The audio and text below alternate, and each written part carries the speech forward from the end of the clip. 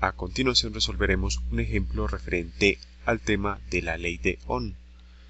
La ley de Ohm, recordemos, nos dice que la intensidad de la corriente eléctrica a través de un conductor es directamente proporcional a la diferencia de potencial que se aplica e inversamente proporcional a la resistencia del mismo.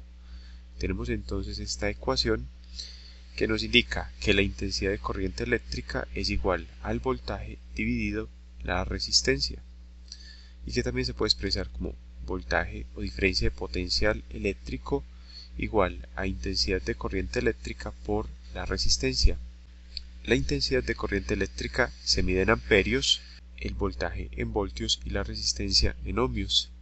Bueno, ¿y qué nos dice este ejemplo? De acuerdo con el diagrama, ¿cuál es la resistencia que, si se le aplica un voltaje de 60 voltios, produciría una corriente de 3 amperios? Tenemos entonces la representación de un circuito eléctrico, a través del cual se produce una corriente de 3 amperios. Esta corriente entonces circula a través del circuito, es igual a 3 amperios, pasa por la resistencia y es debido entonces a una diferencia de potencial eléctrico, a un voltaje de 60 voltios que se aplica para que se genere. Entonces decimos que el voltaje V es igual a 60 voltios. Nos piden entonces cuál es el valor de la resistencia, que va a estar dada en unidades de ohmios, que se representan con la letra omega.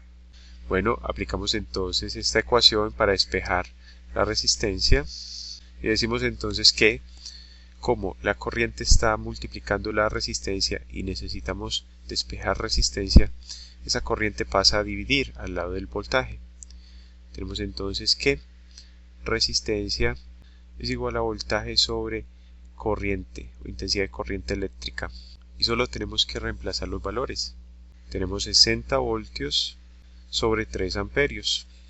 Es un problema relativamente sencillo y eso nos da 20 ohmios.